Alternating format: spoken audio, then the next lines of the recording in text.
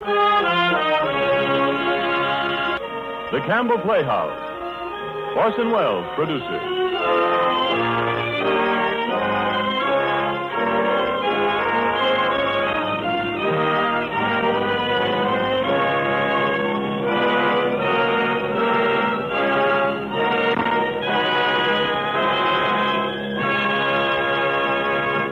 Good evening.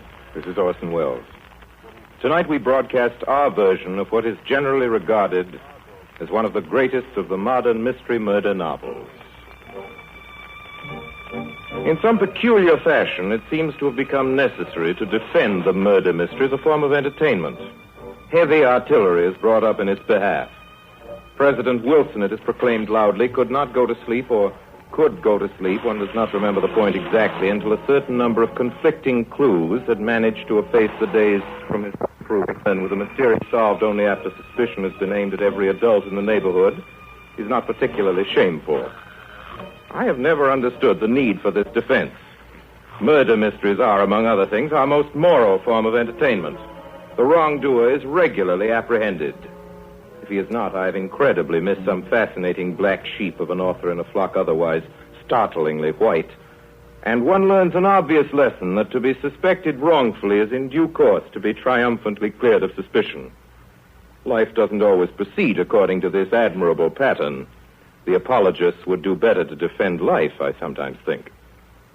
To help us solve the mystery of the murder of Roger Ackroyd here tonight, we are fortunate in having a very powerful ally, a most distinguished lady and one of your favorite actresses. A lady in whose ears a nation's applause is still ringing for her latest brilliant success in Drums Along the Mohawk, Miss Edna May Oliver. And now our Campbell Playhouse presentation of the murder of Roger Ackroyd with our guest of the evening, Edna May Oliver.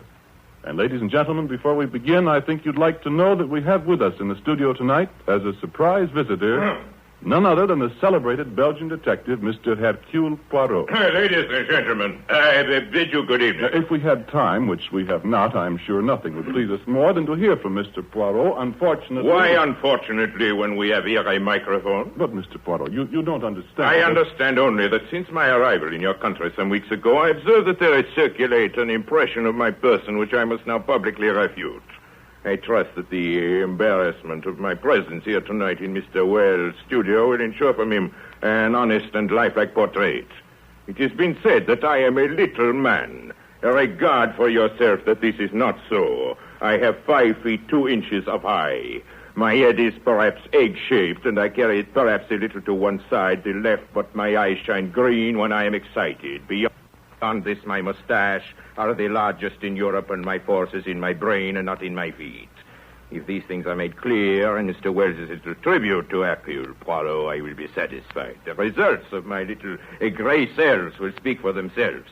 If you will show me where I am to sit, please. I thank you. This is Mr. Poirot, Miss Oliver. How do you do? Miss Oliver, you have often wanted to meet me, I am sure. I compliment you. Please, Mr. Poirot. Ladies and gentlemen, our Campbell Playhouse presentation of the murder of Roger Ackroyd.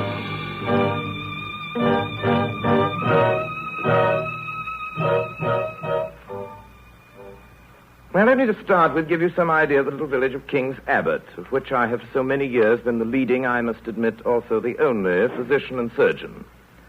My name, by the way, is Shepherd, James Shepherd. We have a large railway station, small post office, 2 rival general stores, very few able-bodied men, a staggering number of unmarried ladies, none of whom are getting any younger, and an amazing number of retired military officers, all of whom are getting older. In fact, the only newcomer for many months lives next door to me, concerning whom little is known, despite the earnest and tireless investigations carried on in respect to him by my sister Caroline. Caroline and her little group of earnest ferrets, all maiden ladies like herself, have been forced to content themselves with the simple fact of his nationality, which is alien, of his name, which is Poirot, the obvious fact that he putters around his garden all day growing cucumbers, and the suspicion, based chiefly on malicious deductions, he's a retired hairdresser.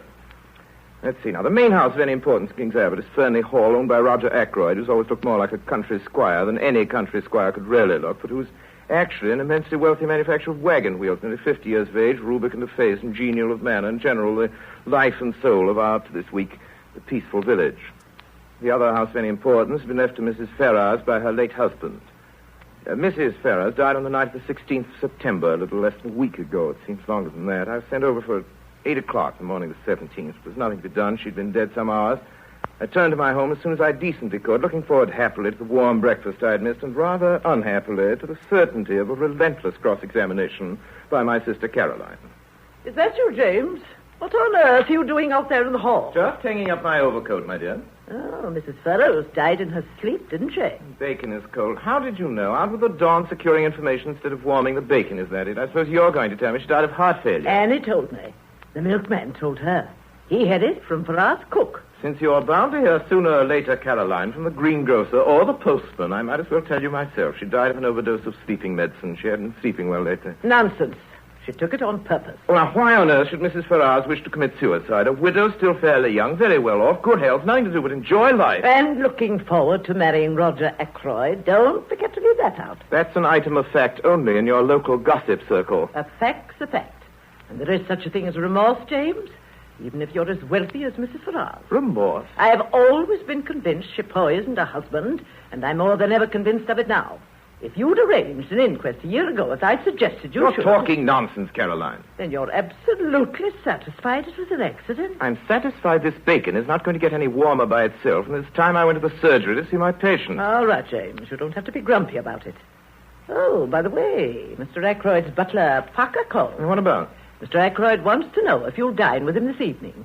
He says he'd regard it as a great favor if you'd cancel any other engagement. Of course I'll go, and don't worry, Caroline. I may tell you all about the dinner tomorrow. Oh, then I'll give you something to tell Mr. Ackroyd tonight. Rafe Peyton is back. Rafe Peyton? Yes, and he's staying at the Dog and Whistle. I know he's taking particular pains to be sure that Mr. Ackroyd doesn't find out about it. I wouldn't dream of telling him. Roger Ackroyd's relations with his stepson are his own affair. Believe me, Caroline, according to every interpretation except your own. I can't help it if people tell me things. In answer to questions. Well, you'd better rush along to that precious surgery of yours. You've got 4 patients waiting. How do you know? Well, one can't help seeing through a window if one is looking through a window.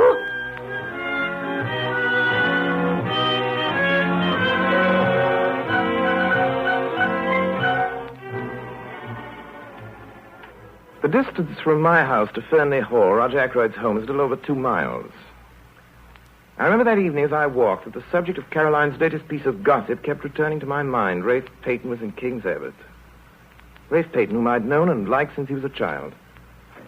Adopted by Ackroyd upon the death of his mother, he'd grown up to be a handsome but what our narrow little village regarded as a rather wild young man. There'd been many stormy scenes between his stepfather and himself before he finally left for London. According to Caroline, he was secretly engaged to Flora Ackroyd, Roger Ackroyd's niece, who with her mother was now living in Fernley Hall. According to Caroline, I say, and Caroline's information, I'm afraid, is always exact. However illegitimate her source may be. What's the trouble, Ackroyd? A bit under the weather? Yes, Doctor. I've had a little of that pain after food lately. You must give me some more of those tablets of yours. I thought as much, Ackroyd. I brought some up with me. My bag in the hall. I'll get them. No, don't trouble. Make certain that window's closed, will you, Shepard? Of course. Well, that one's open. Oh, put the latch across, will you? All right. I say, what's really bothering you, Ackroyd? The door's closed, isn't it? Yes. Shepard, nobody knows what I've gone through in the last 24 hours. What's the trouble? You're an old friend, Doctor. My oldest friend, perhaps. You attended Ashley Ferrers in his last illness, didn't you? Yes, I did. Did it ever enter your mind that he might have been poisoned? Well, frankly, Ackroyd, I don't think I should. He was poisoned. By whom? His wife. She told me so herself yesterday. Yesterday? You mean a few hours before she died, she told you? Yes. Some weeks ago, I asked Mrs. Ferrers to marry me. She refused. Last week, I asked her again, and she consented. Yesterday, I called upon her. I noticed that she'd been very strange in her manner for some days. Now, without the least warning, she broke down completely. She told me everything. Her hatred of her swine of a husband, her growing love for me, and then, a year ago, the dreadful means she had taken to free herself. It was poison, Shepard. Murder in cold blood. Murder? Are you sure, Ackroyd? That wasn't all. It seems there's one person who's known all along what she did, who's been blackmailing her for huge sums. It was the strain of that drove her nearly mad. Who's the man? She wouldn't tell me his name. Have you any suspicion? I don't dare have a suspicion. Something she said made me think that the person in question might actually be a member of my household. But that can't be so. I won't let it be so. I must have misunderstood her. What'd you say to her? What could I say? She made me that promise to do nothing for 24 hours, and she refused to give me the name of the scoundrel who'd been blackmailing her. I never dreamt she'd kill herself. Shepard, will you hand me that letter on the table there, in the blue envelope? This one? Thanks. It's from her. It arrived during dinner. She must have written it just before she... You think she wrote you the little bit she didn't tell you, is that it? Name of the man? Yes, I think so. I've got to open it, and yet I'm afraid... What's that? What? I thought the latch of the door gave a bit. Yes? I'll see if there's anyone there. No one. Nerves, I expect.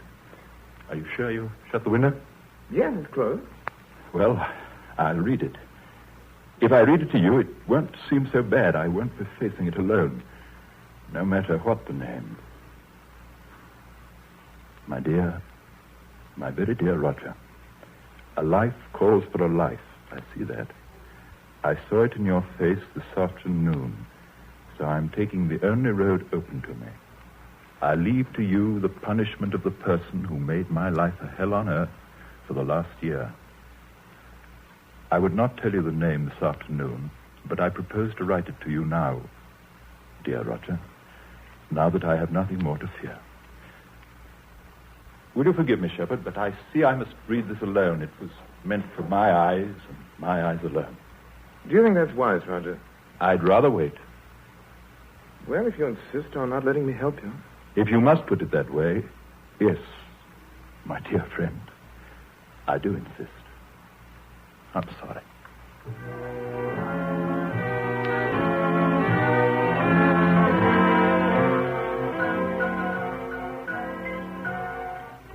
I left Fernley Hall at 9:15. From Fernley Hall to my house, it takes, as a rule, about 3/4 of an hour. The night there was the moon shining, and I did it in less. From the road, I noticed the lights blazing in our parlor. Caroline was entertaining. Through the window, I caught sight of an egg-shaped head, partially covered with suspiciously black hair, 2 immense mustaches, and a pair of watchful eyes. James, come in. You're just in time for hot milk and crackers. Oh, thank you, Caroline. Oh, excuse me. I'm This is sorry. my brother, Dr. Shepard. I am enchanted. James, this is Mr. Hercule Poirot. How do you do, sir? Mr. Poirot is our new neighbor. If I may be permitted one slight correction, my name is Hercule Poirot. Your good sister proceeds on the familiar English assumption that we are not English, do not know how to pronounce our own silly names. He's just making fun of me, James. He has a very dry wit. We've had quite an interesting conversation. I question that it was two-sided. And do you know what Mr. Poirot told me? He's a policeman. Pardon, mademoiselle. Not yet. I see you appreciate Hercule Poirot. It is true worth. The name Poirot, mademoiselle, is known today in every continent, every land, nay, in every city of the world. I am become the mode, the last word. I am as much a specialist as an Harley Street physician. Well, that's what I said, didn't I? A detective. Yeah, consulting detective. That's what I said. I'm afraid, Mr. Poirot, you find little to occupy a man of your talents in this village. Mr. Poirot tells me what he's looking for just now is peace and quiet. Precisely, mademoiselle. That and the correct soil, which you have in so great abundance here in King's Abbot for the cultivation of cucumbers. Oh, I'll answer it. It's probably Mrs. Bates and her rheumatism. Never mind, Caroline. I'll take it. Oh, all right. Hello. Hello. What? What's that? Certainly, of course. Of course I will at once. What is it? It's Parker, the butler, calling from Fernley. Just found Roger Ackroyd. Murdered.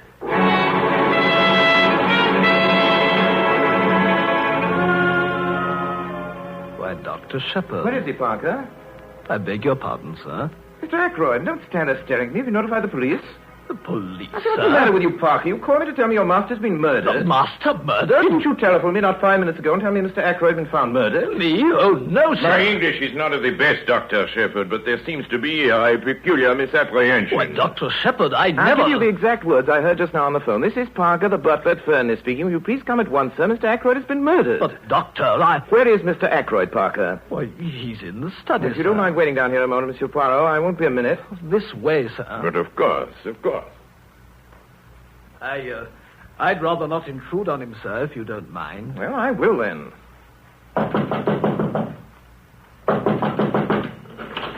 Door's locked. Well, Mr. Ackroyd must have locked himself in and possibly just dropped off to sleep, sir. Ackroyd! Ackroyd! Look here, Parker. I'm to break this door in, or rather we are. But Dr. Shepard... I'll take the responsibility. Oh, if you say so, sir. All right, here we go. Together now. 1, 2, 3.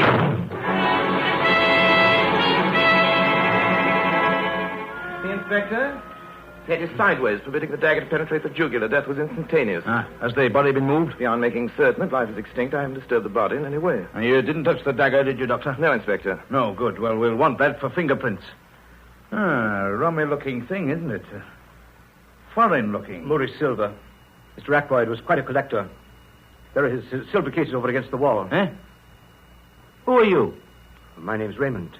I'm Mr. Ackroyd's private secretary. That's right, Inspector. He's been with Mr. Ackroyd almost 2 years now. Oh, very well. Now, Doctor, how long should you say he's been dead? Half an hour at least, perhaps longer. You had to break down the door, eh? What about the window? The English people, they have a mania for the fresh air. The big air is all very well outside where it belongs. Why admit it to the house? Hey, who are you? How did you get in here? You call yourself, unfortunate man, an inspector of police, and you say to me, who am I? Hercule Poirot, master detective, possessed of the finest brain in Europe. Known in every continent, in every land, nay, in every city. Not in my part of the world, you ain't. I never heard of you. I'll vouch for Monsieur Poirot, Inspector. He's at my house when the phone call came, Mr. Ackroyd's death. Oh, well, all right then. You can stay. But this is my case, and don't you forget it. Now then, when was Mr. Ackroyd last seen alive? I don't know, probably by me. And I left, let me see, a little before 9. Mr. Ackroyd was certainly alive at 9:30. I heard him in here talking. Who to, Mr. Raymond? I don't know. I just heard his voice. But I know it was 9:30. You didn't hear any of their conversation, did you, Mr. Raymond? I did catch a fragment of it. It did strike me as a trifle odd. Remember, please, the words exact. It is very important. Not sure that I can. The words exact. Wait a minute, Mr. Parrott. Who's conducting this case? You or me? Now then, Mr. Raymond, what was these words you heard Mr. Ackroyd say at 9:30? Well, come on. I'd swear under oath the exact words were, "The calls on my purse have been so frequent of late that I find it impossible to accede to your request." Thank you, Mr. Raymond, very much. I beg pardon, Inspector. Well, what is it, Parker? I just remembered. Miss Flora saw Mr. Ackroyd later than 9:30, about 9:45. She was just coming out of this room. You mean she was just closing the study door? No, sir. She'd already closed the door when I saw her. She told me Mr. Ackroyd was not to be disturbed again tonight. Where's Miss Flora? Upstairs in her room. Shall I ask her to come down? No. I'll go up. One moment, if I might be so humble, Monsieur Inspector. Could I ask our friend Parker for a little information? Well, what is it? Thank you for your so gracious permission, Inspector. Tell me, Parker, is this room exactly as it was when you entered it with Dr. Shepard? Well, to tell you the truth, sir, I felt myself that this chair here was drawn out a little more. It has been puzzling. The grandfather chair between the door and the window. That's right, sir. That's very curious. No one would want to sit in a chair in such a position. What are you talking about? When a man wants to sit, he sits, don't he? Who pushed it back in place, I wonder? Did you, Parker? No, sir. I was too upset at seeing the master and all. It isn't important, is it, sir? It is completely unimportant. That's why it is so interesting.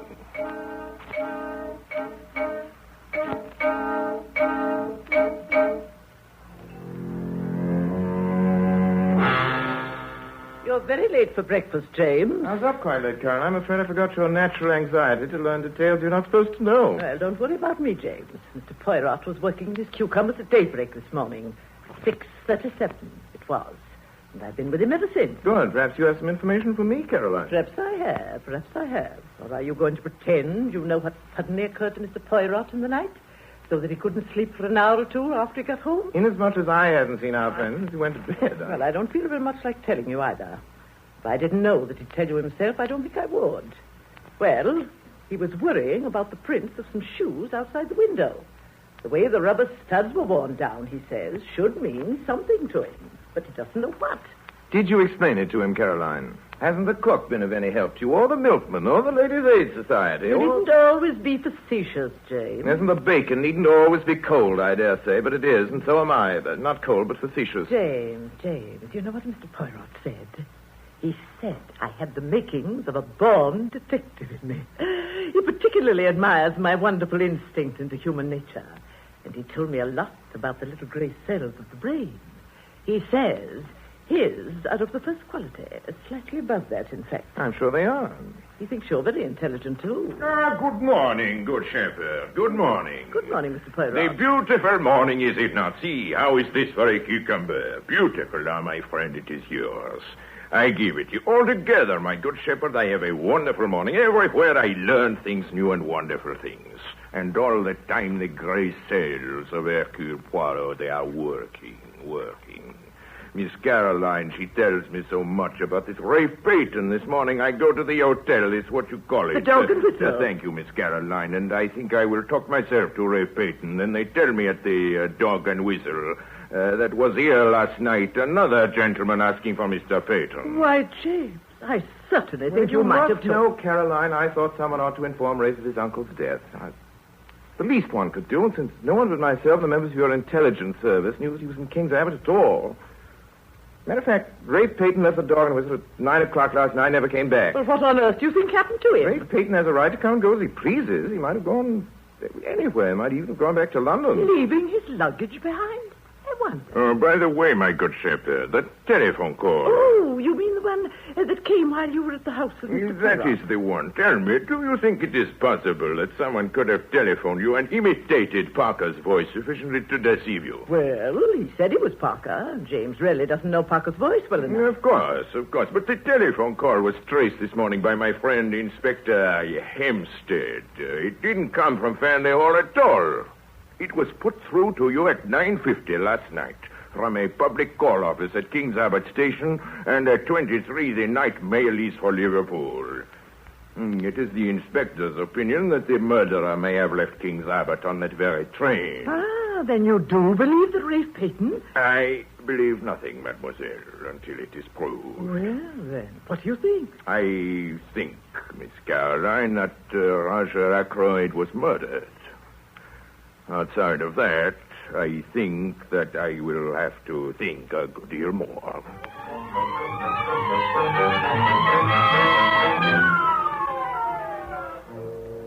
Oh, it's an outrage. That's what it is. A little man, not even an Englishman, a foreigner with moustaches, comes into this home, a British home, a house of mourning, unsolicited, unwelcome. Oh, Mother, do be quiet. Flora, I will not. He comes in here, into my own brother-in-law's house, questions us like a lot of criminals, besmirches our kith and kin. Mrs. Ackroyd. Mr. Poirot, you must excuse my mother. My uncle's death was a terrible shock. I understand, mademoiselle. It is very little that Hercule Poirot does not understand. Honestly, no, Mr. Poirot, you're on the wrong track. Rafe Peyton has nothing to do with this crime. The mere fact that he was hard-pressed for money... Was he hard-pressed for money, Mr. Oh, Mr. Raymond? Raymond, now you made it seem as though... Miss Ackroyd, I'm merely telling the truth. Yes, he was hard-pressed. He was always applying to his stepfather for money. But, Mr. Please, Poirot... mademoiselle, had he done so of late, Mr. Raymond? During the last week, for example? Mr. Ackroyd didn't mention such a fact to me. Of course, Mr. Peyton will never again have to apply to anyone for money. You mean that Mr. Ackroyd's will... Exactly. After paying certain legacies and bequeaths, servants, charities, and so on... Aha, including yourself, Mr. Raymond. Mr. Ackroyd was good enough to remember me to the extent of £1,000. Well, it's not surprising. Go on, please. Well, Miss Flora Ackroyd inherits £20,000 outright. The residue, including this property and an outstanding control in the business, goes to Rafe Peyton. You have been familiar with this will for some time past, Mr. Raymond. Roger Ackroyd's confidential secretary. Of course. And Mr. Ackroyd possessed a very large fortune indeed, did he not? Fortune that would have been regarded as large even in less tax-ridden times. Then the immediate inheritance of such a large sum would have eased very considerably the present difficulties of Mr. Rafe Peyton. Mr. Poirot, you don't... Is that so, Mr. Raymond? Yes, that is so. You awful little man, talking that way, when you know how Flora feels about Ralph Patton. The idea that you suspect him of killing his sister. Him no more than any other, madame. You know what I think? I think Roger's death was an accident. Roger was so fond of handling curios. His hand must have slipped or something. He was really a very strange man. Would you believe it? He never gave Flora and me an allowance. His own family. And of course we didn't have a penny of our own. Why, at this very If moment... you need any ready money, Mrs. Ackroyd, Mr. Ackroyd cashed a check for £100 yesterday for wages and other expenses due today. The money was never spent. And where, if you please, is this money? He always kept his cash in his bedroom. I suggest that we see if the money is there. Why, Mr. Poirot, surely... Am I to understand, you miserable little foreigner, that you're intimating that I merely intimate, ladies and gentlemen, that we see if the money is still there. Ladies and gentlemen, there are here only 60 pounds. Oh, that's impossible. Let me see. 10, 20... The man's right. It is 60. This is terrible. Dr. Shepherd, Mr. Poirot, I hope nobody believes... One must believe there are 60 pounds where there were 100. However, I'm sure no one would suggest that you, Mr. Raymond, or you, Mrs. Ackroyd, who alone knew of the money... Mr. Poirot, I protest. Just one moment. Laura. I took the money. I'm a thief. I'm a common, vulgar little thief. Now you know. I'm glad that it's come out. I'm glad also, Miss Flora. You are? Yes, because now we comprehend why Parker thought he saw you coming out of your uncle's room at 10:15. But he did see her coming out of the door. He said so. No, that's just what he did not see. He saw Miss Flora outside the door with her hand on the handle. He did not see Miss Flora come out of the study for a good reason. Miss Flora was never in the study. But where else could she have been? Perhaps on the stairs. Would those stairs only lead to Mr. Ackroyd's bedroom? Precisely. Then you knew I took the £40. I knew nothing, but I suspected much.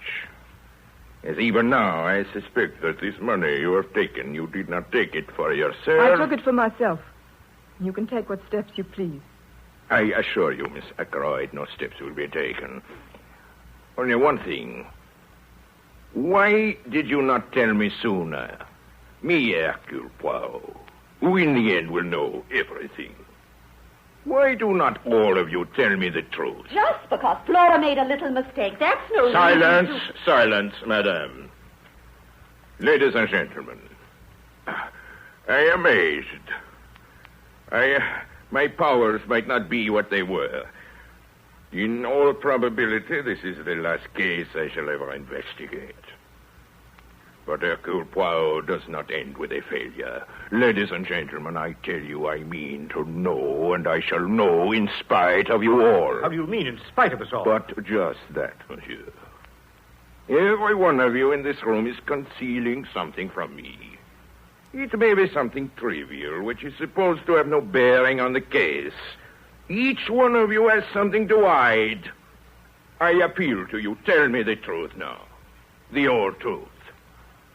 Miss Flora, my good shepherd, Mrs. Ackroyd, Parker, Mr. Raymond. Will no one speak?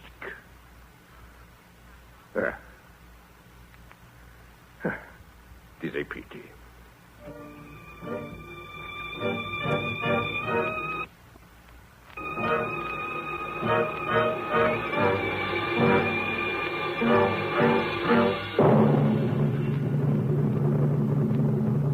You are listening to Orson Welles in the Campbell Playhouse presentation of The Murder of Roger Ackroyd with Edna May Oliver.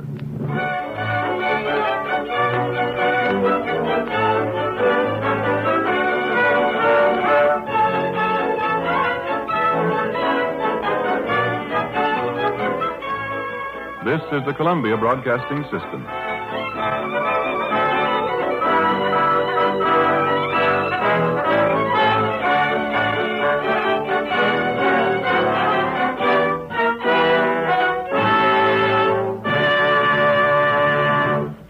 This is Ernest Chappell, ladies and gentlemen, welcoming you back to the Campbell Playhouse.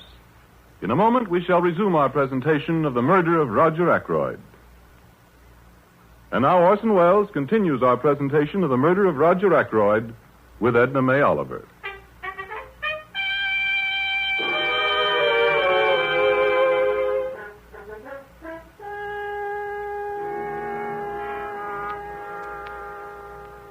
I'm a village surgeon, and Hercule Poirot is a distinguished Belgian detective, so it was scarcely for me to tell him I thought he was wasting his time.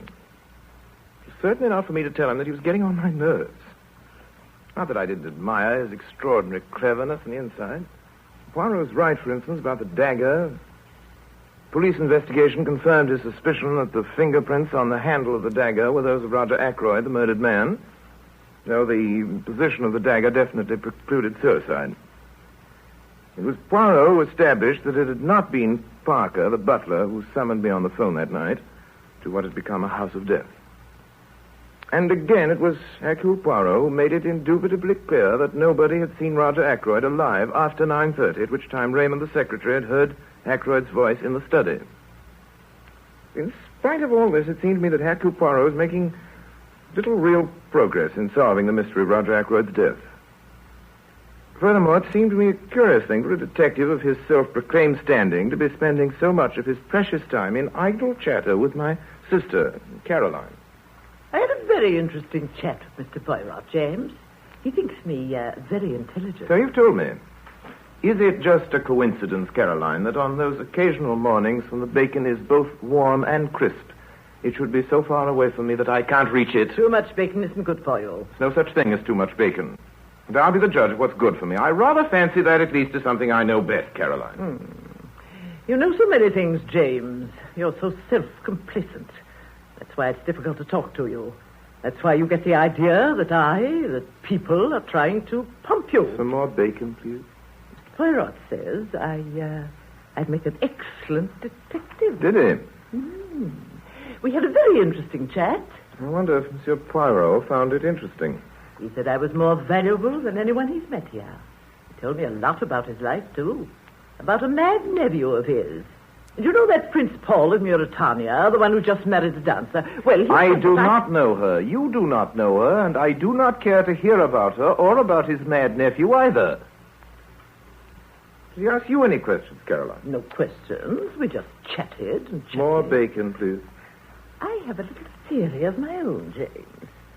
Mr. Poirot didn't ask me, but he might have. Whom do you suspect? I don't suspect anybody. I know.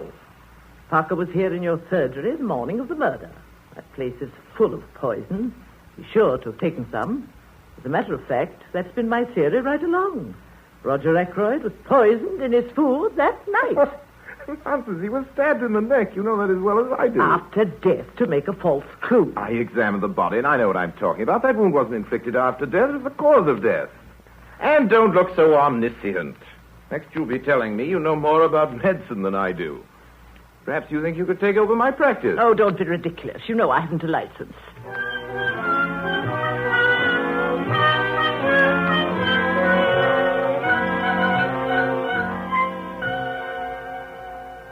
That afternoon, Caroline had a mahjong party made up of her little group of village gossipers, in whose opinion, I now learned, Rafe Peyton was mysteriously concealed somewhere in Cranchester, the only big town anywhere near us. Of course, that was true. Miss Gannett's maid, it seems, had contributed the additional information that while taking a walk that afternoon on Cranchester Road, she'd seen Monsieur Poirot in a large black car coming from that direction. After that, I was not surprised to learn that Monsieur Poirot had been invited to my house for dinner. Caroline believes, whenever possible, in getting her information directly from headquarters. A little more raspberry shake, Mr. Poirot. Under no circumstances. I am already a man of a corpulence so great it would hardly become me if I... Well, perhaps, yes. There is no harm in a little raspberry shake. There you are, Mr. Poirot. I beg your pardon, Caroline, if I might have my first helping. Oh, I'll sort this out, James. There you are. Thanks. Mr. Poirot, what do you think about Rafe Peyton now? What I think would scarcely be regarded as legal evidence in the courtroom, mademoiselle. Dear. You are incredulous, mademoiselle Campbell. I am incredulous. You have a theory, perhaps. I don't have a theory. I know. Oh, Caroline. James, don't meddle about in what you don't understand. There are several points to this case. Yes, mademoiselle. Point number 1. Mr. Ackroyd was heard talking to someone after 9:30. Point number 2. At some time during the evening, Rafe Peyton must have come in through the window as evidenced by the prints of his shoes. Point number 3. Mr. Ackroyd was nervous that evening and could have only admitted someone he knew. Point number 4.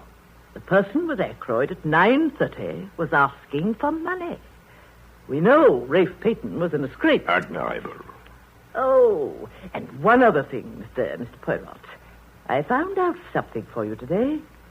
The boots Rafe Peyton was wearing that night, they were not brown, they were black. Ah, you have found that out for me. Thank you. You are sure, mademoiselle, they were brown, not black? Positive? Too bad. Too bad. If they were only black, those boots. I mean, if they were. You mean... Yes, I understand.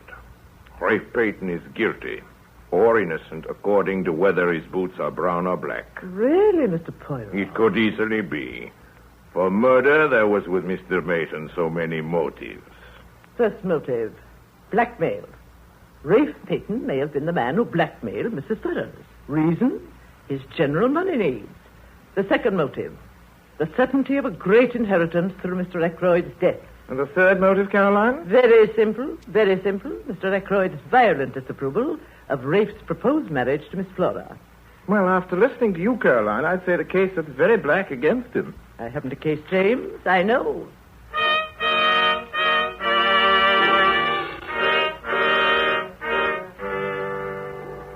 Late that afternoon, Monsieur Poirot called on me to ask if I could arrange a little conference room at his home that night.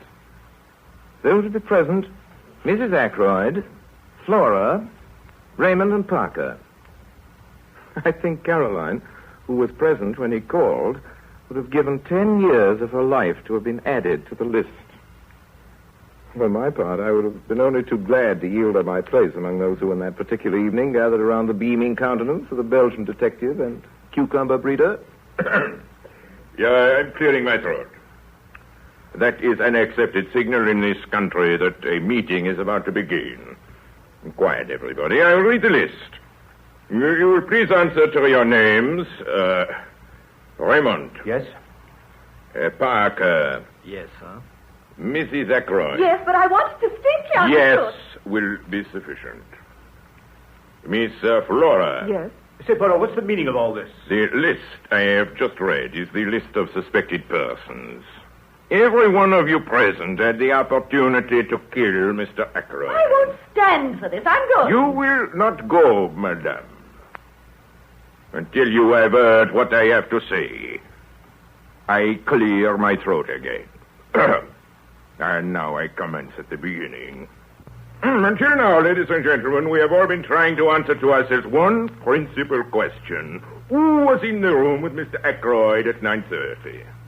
Not Dr. Shepherd, since I myself can prove that he was at home. Not Miss Flora, nor Mrs. Ackroyd, nor Mr. Raymond, with whose actions on that evening we are well acquainted, nor Parker, who has furnished me with a satisfactory alibi.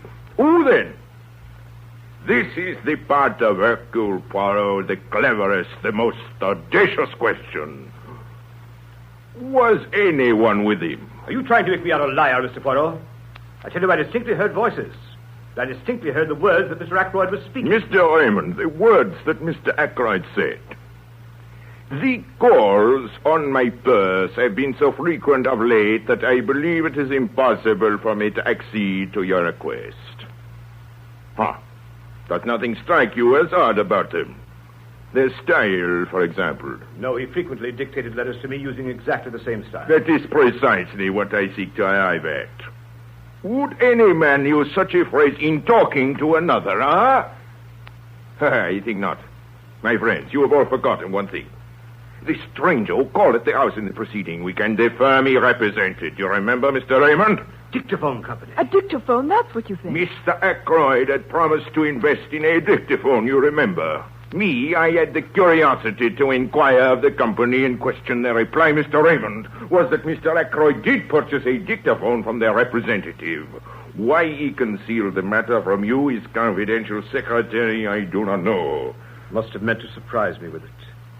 He had quite a childish love of surprising people. Oh, there's only one man who could have done it. You mean Rafe Peyton? Mother! Oh, let's face it. If he's innocent, he should be able to prove it. If he isn't... If only he'd come forward. That is your advice, Mr. Raymond? That he should come forward? Certainly. Do you know where he is? Me? I know everything. Remember that. The truth of the telephone call, of the footprints on the window sill, of the hiding place of Ray Peyton. Where is he? Not very far away. Where? In Cranchester. Where? No, he is not in Cranchester. He is here, in the doorway of this room. Rafe! But Miss Peyton, Flora, my darling. Have I not told you all at least 36 times that it was useless to conceal things from Hercule Poirot? That always I discover the little secret. It is my business. From Dr. Shepard's sister Caroline, ladies and gentlemen, I learned that the doctor and Ray Peyton, they are old friends. Dr. Shepard knows that things look very black against his friend Peyton. He tells him the old story. Yes, he did. He explained to me how suspicion was bound to fall on me, and I had no real alibi. And with the best of intentions, people sometimes make errors. That's why Dr. Shepard consented to do what he could to help Mr. Peyton. He was successful in hiding him from the police. Where? In his own house? No, indeed, Mr. Raymond. You should ask yourself the question that I, Hercule Poirot, did. If the good doctor is concealing the young man, what place would he choose? It must necessarily be somewhere near at hand. I think of Cranchester, a hotel. No. Lodgings, even more emphatically, no. Where then? I have it. A nursing home. I make inquiries. Yes, at one of them, a patient was brought there by the doctor himself early on Saturday morning. That patient, I had no difficulty in identifying him as Ray Peyton. He arrived at my house yesterday, and now, ladies and gentlemen, we come to the point of this evening's meeting. Ray Peyton says he is innocent of the killing of Roger Ackroyd. Oh, I am. I swear by heaven I am. Please, Mr. Peyton, please. You have just heard Mr. Peyton declare he is innocent. Yet he has 3 motives for the murder and no alibi. Well, I certainly don't see how you can sit there. I am possessing the floor, Mrs. Ackroyd. Listen carefully, everybody. To save Mr. Peyton, the real criminal must confess. I speak to you, Hercule Poirot. I know that the murder of Mr. Ackroyd is in this room now, at this table, tonight. Tomorrow in the morning, the truth goes to the police. You mean you know who? Yes. At the moment, I know. I alone. For the murder of Roger Ackroyd, there is only one way out. And that way does not lead to freedom. And it is to the murderer now that I speak. This is a matter of life and death. And I, Hercule Poirot, am not joking. Good night.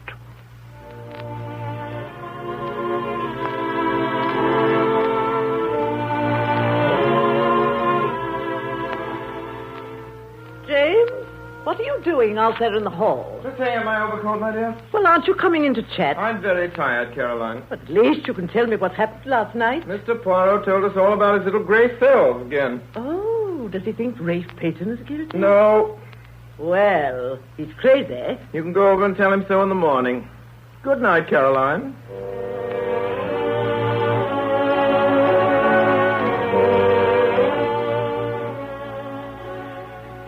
I'm very tired. My arm aches from writing. I've written it all out. Now Peyton will be cleared. As I think back, I'm not quite certain why I urged Ackroyd to read that letter before it was too late. Perhaps I subconsciously realized that with a pig-headed chap like that, it my best chance of getting him not to read it. His nervousness that night was interesting psychologically. He knew danger was close at hand, yet he never once suspected me as the blackmailer of Mrs. Ferrars.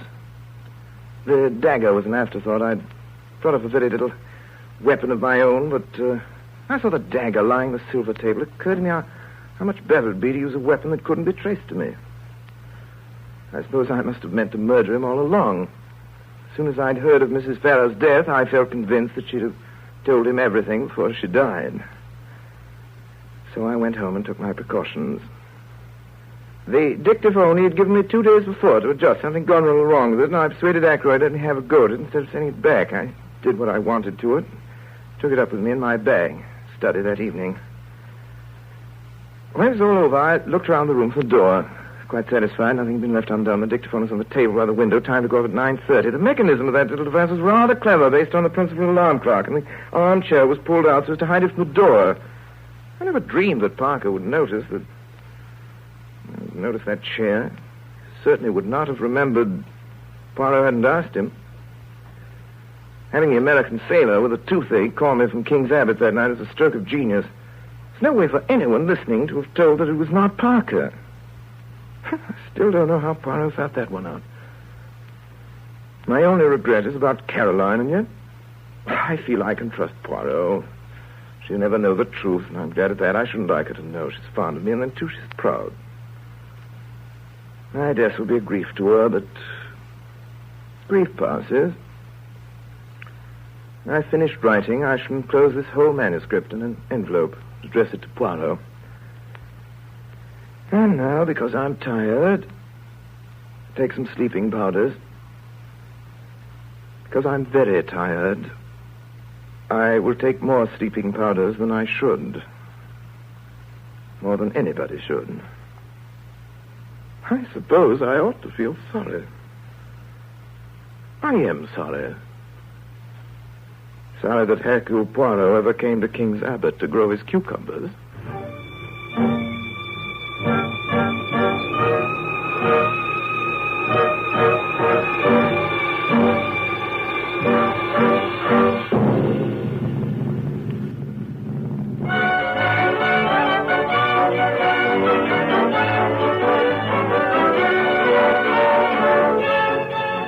This concludes our Campbell Playhouse presentation of The Murder of Roger Ackroyd. In just a moment, Orson Welles will return to the microphone with our guest of the evening, Edna May Oliver. And now, here is Orson Welles with Edna May Oliver. Never mind, Orson Welles. What about me, Hercule Poirot? Miss Oliver, have I not the little gray cells? You and your gray cells. If you ask me, I think Rafe Peyton committed the murder. After listening to my explanation so careful? Especially after listening to your exclamation so careful. Now, in the days when I was a detective... Scotland Yard? No, RKO. You and your one little murder. Why, when I was a detective, no sooner did I establish the identity of the murderer than he was murdered. And I had to start all over again. It is well for you, Miss Oliver, to belittle the genius of Hercule Poirot. But remember this. Hercule Poirot always laughs last. Attend. I laugh last. Ha, ha, ha. I accept that as a laugh.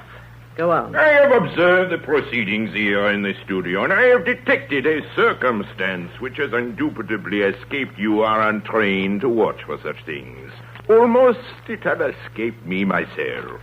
Not only did I discover that the gentleman who told the story, Dr. Shepard, was himself the murderer of Roger Ackroyd, but I now reveal to you that he was enacted in Mr. Wells' little anecdote by none other than that beloved portrayer of dramatic roles, that celebrated delineator of character, that unparalleled purveyor of protean portraiture, that internationally celebrated... You refer to Orson Welles, I take it, Mr. Welles? I do. Now, I would like to be allowed a little observation of my own. Excuse me, Moreau. Avez-vous la plume de matin? What? I'm not finished yet. Où est le chapeau de ma mère? That's all right, Mr. Poirot. I just wanted to see if you could really speak French. Attend, Mr. Poirot. I laugh last. Good night, Edna May Oliver. And may I say, I hope that this will not be the last time that you'll put me in my place in this program.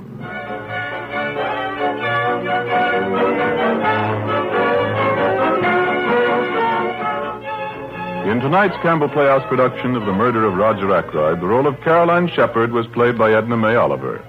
The part of Roger Ackroyd was played by Alan Napier, Mrs. Ackroyd by Brenda Forbes, and Flora Ackroyd by Mary Taylor. George Coulouris was heard as Inspector Hempstead, Ray Collins as Mr. Raymond, and Everett Sloan as Parker the butler.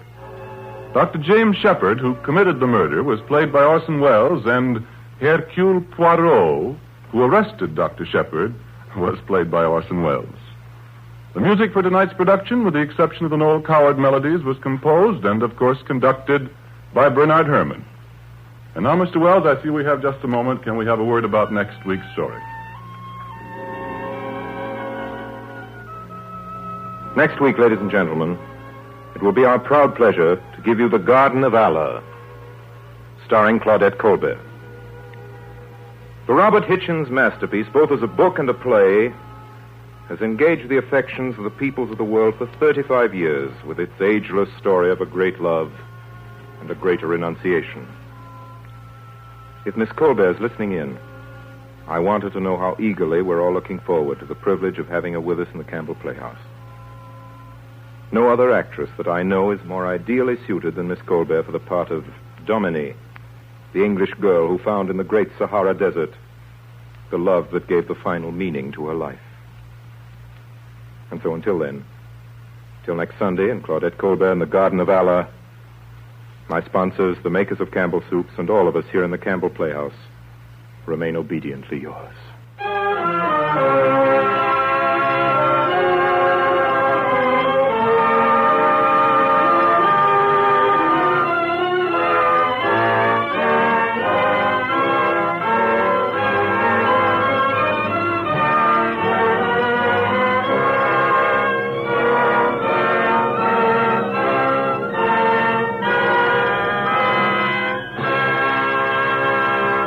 Inviting you to be with us in the Campbell Playhouse again next Sunday evening when we bring you The Garden of Allah with Claudette Colbert as our guest star. This is Ernest Chappell saying thank you and good night.